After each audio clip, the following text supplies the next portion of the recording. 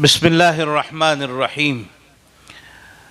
الحمد لله رب العالمين إله الأولين والآخرين، والصلاة والسلام على أشرف الأنبياء والمرسلين سيدنا ومولانا محمد بن عبد الله الأمين وعلى آله وصحبه أجمعين وعلى كل من دعا بدعوته واستنى بسنته واهتدى بهديه إلى يوم الدين. أما بعد، فقد قال الله تبارك وتعالى: فأعوذ بالله من الشيطان الرجيم. إن الله وملائكته يصلون على النبي يا أيها الذين آمنوا صلوا عليه وسلموا تسليما. اللهم صل على سيدنا محمد وعلى آل سيدنا ومولانا محمد وبارك وسلم. جزا الله عنا نبينا محمدا صلى الله عليه وسلم بما هو أهله. اللهم صل على سيدنا محمد في أول وأوسط وآخر كلامنا. بزرگان محترم اور برادران اسلام، اس وقت بہت ہی مختصر وقت میں صرف ایک حدیث آپ حضرات کے سامنے پیش کرنی ہے، اور وہ حدیث حضرت ابو ہریرہ رضی اللہ تعالیٰ عنہ کی ہے. ابو ہریرہ رضی اللہ تعالیٰ عنہ حدیث کے میدان میں بہت ہی پہلے نمبر کے آدمی صحابہ کرام میں کثرت سے روایت نقل کرنے والے حضرت ابو ہریرہ رضی اللہ تعالیٰ عنہ ہیں، اور بہت زبردست حافظے کے مالک. اور یہ حافظے میں بھی نبی کریم صلی اللہ تعالیٰ علیہ وسلم کے اس معجزے کا ظہور ہوا جب حضرت ابو ہریرہ رضی اللہ تعالیٰ عنہ نے نبی کریم صلی اللہ علیہ وسلم سے آ کر درخواست کی تھی کہ اللہ کے نبی صلی اللہ علیہ وسلم، آپ کی حدیثیں میں سنتا ہوں لیکن یاد نہیں رہتی. حضور صلی اللہ علیہ وسلم نے چادر بچھانے کا حکم فرمایا، آپ نے چند باتیں ارشاد فرمائی، پھر چادر کو لپیٹ لیا، فرمایا اپنے سینے سے لگا لو. سینے سے لگا لیا، اور اس کے بعد حضرت ابو ہریرہ کبھی کوئی چیز بھولے نہیں، اور حافظہ اتنی حد تک کا ہو گیا، ایسا پختہ ہو گیا اور ایسا مضبوط ہو گیا کہ ایک مرتبہ مروان نے حضرت ابو ہریرہ کو طلب کیا، اور طلب کر کے کہا: ابو ہریرہ، کچھ حدیثیں نبی کریم صلی اللہ علیہ وسلم کی سناؤ. اور ابو ہریرہ سنانے لگے، ایک حدیث، دو حدیث. مروان نے ایک رائٹر کو، لکھنے والے کو پیچھے بٹھا دیا تھا. ابو ہریرہ کو اس کا علم نہیں تھا کہ کوئی میری حدیثیں لکھ رہا ہے. ابو ہریرہ رضی اللہ تعالیٰ عنہ نے 100 حدیثیں سنائی. مروان نے کہا ٹھیک ہے چلے جاؤ. 1 سال کا وقت ختم ہوا، لکھنے والے کو بٹھایا کہ پچھلے سال جو روایات ابو ہریرہ نے سنائی تھی دوبارہ سننا ہے کہ کیا اسی ترتیب سے وہ سنا پاتے ہیں یا نہیں. لکھنے والا چپ چاپ بیٹھ گیا. ابو ہریرہ کو طلب کیا گیا. حضرت ابو ہریرہ کو کہا گیا کہ وہ حدیثیں جو آپ نے پچھلے سال سنائی تھی ذرا دوبارہ سنا دیجئے. ابو ہریرہ رضی اللہ تعالیٰ عنہ نے اسی ترتیب سے اور اسی انداز سے، اسی نمبر کے ساتھ وہ 100 حدیثیں سنائی. ایک حدیث بھی ادھر ادھر نہیں ہوئی. ایسا حافظہ حضرات صحابہ کرام رضوان اللہ علیہ مجمعین کو اور حضرات صحابہ میں حضرت ابو ہریرہ کو اللہ رب العزت نے عطا فرمایا تھا. اور میرے نبی کے فرامین کو یاد رکھنے کے لیے ایسے حافظے کے لوگ اللہ رب العزت نے پیدا فرمائے. 2 باتیں یاد آ گئی، سناتا چلوں. میرے نبی کے ذخیرے احادیث کو یاد رکھنے کے لیے 2 چیزیں اللہ تعالیٰ نے خاص طور پر اس امت کو عطا فرمائی.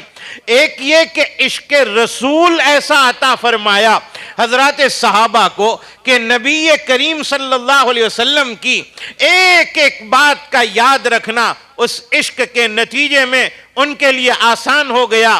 کوئی یہ بیان کرتا ہے کہ حضور کے چہرے انور پر آنکھوں کا انداز کیسا تھا، بھویں کیسی تھی، داڑھی کیسی تھی. کوئی یہ بیان کرتا ہے کہ حضور کے داڑھی مبارک میں اور سر مبارک میں بال کتنے سفید تھے، کوئی یہ بیان کرتا ہے حضور چلتے تھے تو کس طرح چلتے تھے، کوئی یہ بیان کرتا ہے حضور مسکراتے تھے تو کیسا انداز تھا، کوئی یہ بیان کرتا ہے حضور جب غصے ہوتے تو کیا ہوتا تھا، کوئی یہ بیان کرتا ہے حضور فلاں کپڑے میں نکلتے ہیں چاندنی رات میں کیسے لگتے تھے۔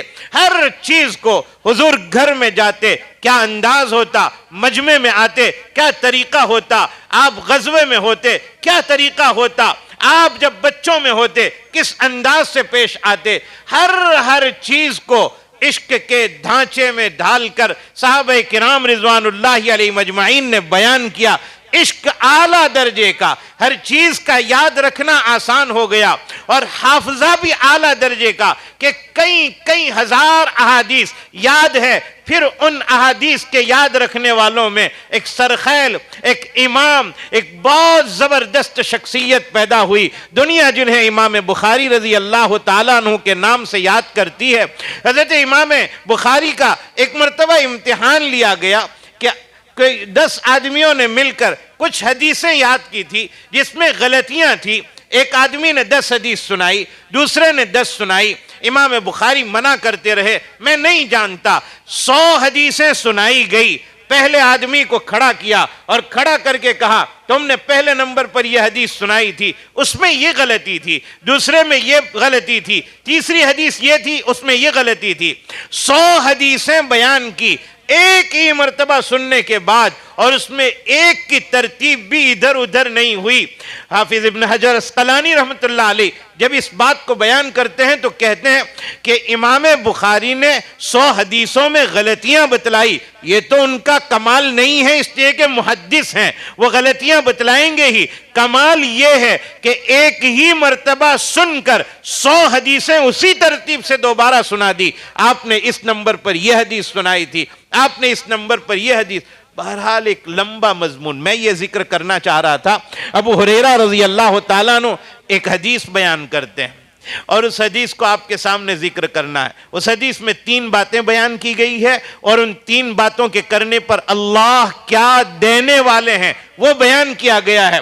اللہ کرے کہ وہ تینوں باتوں پر عمل کرنے کی ہمیں توفیق نصیب ہو جائے۔ پہلی بات حضور صلی اللہ علیہ وسلم کے حوالے سے حضرت ابو ہریرہ رضی اللہ تعالیٰ عنہ کہتے ہیں میرے آقا صلی اللہ علیہ وسلم نے بیان فرمایا، پہلے نمبر پر اگر آپ نے کسی سے کچھ مانگا ضرورت کے وقت، مثلا قرض کی ضرورت تھی، کسی سے مانگ لیا، اس نے منع کر دیا، کوئی چیز کی ضرورت تھی آپ نے مانگ لیا، سامنے والے نے منع کر دیا، حضور فرماتے ہیں کبھی کوئی ایسا وقت آ جائے، آپ کے پاس پیسے آ جائیں، آپ کے پاس وہ ضرورت آ جائے، اور سامنے والے کو اس کی ضرورت پیش آئے، وہ آپ کے پاس آ جائے کہ مجھے فلاں چیز کی ضرورت ہے، آپ کو یاد ہے فلاں موقع پر میں گیا تھا اس کے پاس وہ چیز موجود تھی، اس نے دینے سے منع کر دیا، آج وہ وقت آ گیا میرے پاس وہ چیز موجود ہے، یہ مانگنے کے لیے آ رہا ہے۔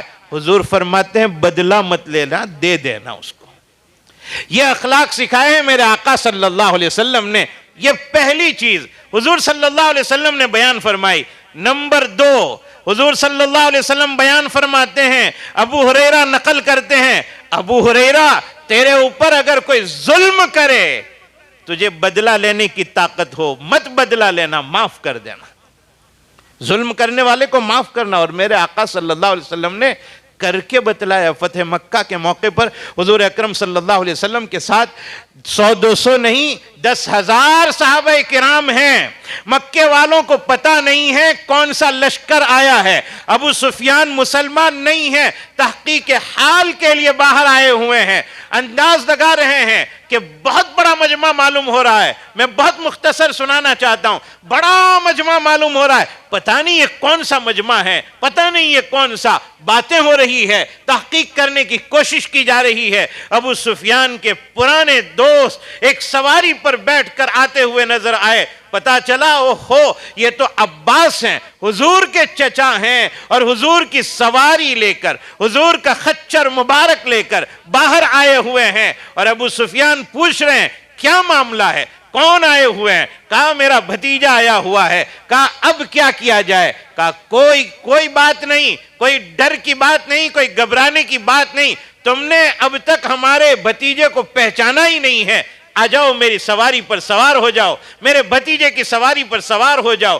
حضور کی سواری پر ابو سفیان پیچھے بیٹھے ہیں، آگے حضرت عباس ہیں۔ ابو سفیان اس وقت مسلمان نہیں ہیں اور راستہ طے کرتے ہوئے حضور کے پاس جا رہے ہیں۔ راستے میں عمر ابن الخطاب رضی اللہ تعالیٰ عنہ ملتے ہیں اور حضرت عباس کو دیکھتے ہیں، ہذا عم رسول اللہ صلی اللہ علیہ وسلم وبغلتہ، یہ حضور کے چچا ہیں، حضور کی سواری ہے، حضور کی سواری پر بیٹھے ہیں۔ ومن وراء، اور آپ کے پیچھے کون ہیں؟ دھیان دیا حضرت عمر نے، پتا چلا ابو سفیان ہے۔ حضرت عمر کی تلوار میان سے باہر آ گئی، کہا ابو سفیان آج میرے تیرے درمیان کوئی معاہدہ نہیں ہے، آج میں تجھے بخشوں گا نہیں، تجھے میں ختم کر دوں گا۔ اور عباس کہہ رہے ہیں او ابو عمر تمہیں پتا ہے حضور کی سواری پر ابو سفیان بیٹھے ہیں، آپ کچھ نہیں کر سکتے۔ اور ابو سفیان ان کو لے کر جا رہے ہیں، عمر پیچھے پیچھے جا رہے ہیں اور حضور سے پوچھ رہے ہیں حضور آپ کی اجازت ہو میں ابو سفیان کو آج ختم کر دوں۔ میرے آقا صلی اللہ علیہ وسلم کے کہنے سے پہلے حضرت عباس نے کہا میں نے ابو سفیان کو امن دے دیا ہے، اب کوئی کچھ نہیں کر سکتا ہے۔ حضرت عمر کی تلوار دوبارہ رکھ دی گئی۔ حضور صلی اللہ علیہ وسلم کے سامنے ابو سفیان ہیں اور اکیلے ہیں، 10,000 مسلمانوں کے بیچ میں ایک وہ آدمی بیٹھا ہے جس کے زبان پر کلمہ نہیں ہے، جو مسلمان نہیں ہے۔ حضور صلی اللہ علیہ وسلم نے فرمایا عباس انہیں لے جاؤ، جاؤ اپنے خیمے میں لے جاؤ، کل صبح میں ان کو لے کر آنا۔ آج کی رات ابو سفیان نے 10,000 مسلمانوں کے بیچ میں گزاری اور کوئی ان کو چھیڑنے والا نہیں، کوئی ان سے تعارض کرنے والا نہیں۔ دوسرے دن صبح ہوئی اور اس کے بعد اسلام قبول کر لیا، حضور نے انہیں معاف کر دیا۔ یہی وہ ابو سفیان ہیں۔ آپ کو معلوم ہونا چاہیے غزوہ احد کے موقع پر ابو سفیان ایک ٹیلے پر کھڑے ہیں اور آواز دے رہے ہیں افیکم محمد رسول اللہ، افیکم محمد ابن عبداللہ، اے مسلمانوں بتاؤ تم میں محمد موجود ہے۔ حضور نے فرمایا کوئی جواب مت دینا۔ پھر دوسرا سوال آیا افیکم ابن قحافہ، تمہارے درمیان ابن قحافہ ہیں، ابو بکر ہیں، کوئی جواب مت دینا۔ افیکم عمر، حضرت عمر سے رہا نہیں گیا، کہا ہم لوگ زندہ ہیں، اللہ تعالیٰ نے تجھے رسوا کرنے کے لیے ہمیں زندہ رکھا ہے۔ یہ وہ ابو سفیان ہیں، غزوہ بدر کے موقع پر ان کی وجہ سے بدر وجود میں آیا اور یہی قافلہ لے کر جا رہے تھے، ان کے تعاقب میں نکلے تھے۔ احد کے میدان میں انہوں نے کیا کیا، خندق کے موقع پر کیا کیا، اور ہر آن و ہر گھڑی مسلمانوں کو مٹانے کی کوشش کرتے تھے۔ میرے آقا نے ایک لفظ بھی یاد نہیں دلایا کہ ابو سفیان یاد ہے تم نے فلاں موقع پر کیا کیا تھا، ابو سفیان یاد ہے تم نے کیا کیا تھا، تم نے ہمیں کیسے ستایا تھا، ہمارے صحابہ کو کیسے ستایا تھا۔ ایک آن میں معاف کر دیا نبی کریم صلی اللہ علیہ وسلم نے۔ تو حضور نے صرف کہا نہیں ہے کہ ظالم کو معاف کر دینا، حضور نے معاف کر کے بتلایا۔ خیبر کے موقع پر سرکار دو عالم صلی اللہ علیہ وسلم کے سامنے ایک بکری کا گوشت لایا گیا جس میں زہر ملا ہوا تھا۔ زہر ملانے والی زینب نامی ایک عورت تھی۔ حضور نے جب اس کو کھانا چاہا پتا چلا زہر ملا ہوا ہے۔ کس نے ملایا ہے؟ زینب نامی ایک لڑکی نے ملایا ہے۔ بلایا گیا، کیا کیا ہے؟ تم نے اس میں زہر ملایا ہے؟ کہا ہاں میں نے ملایا ہے۔ کیوں ملایا؟ کہا اس لیے ملایا کہ اگر آپ سچے نبی ہوں گے آپ کو پتا چل جائے گا کہ میں نے زہر ملایا ہے، اور اگر جھوٹے ہیں تو ہمیشہ آپ ختم ہو جائیں گے۔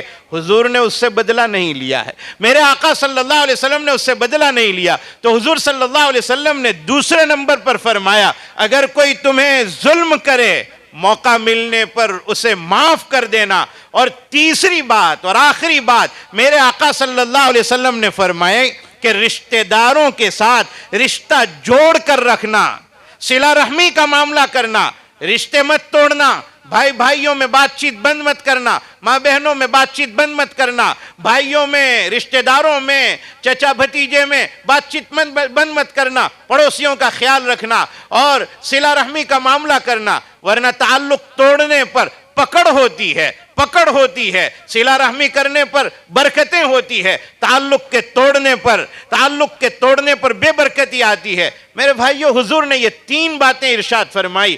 پہلے نمبر پر فرمایا کوئی تجھے محروم کرے وقت پڑے تو اس کو وہ چیز دے دینا. نمبر 2 کوئی ظلم کرے وقت پر اسے معاف کر دینا. نمبر 3 صلہ رحمی کو مت توڑنا, تعلق کو مت توڑنا, رشتے کو ختم مت کرنا.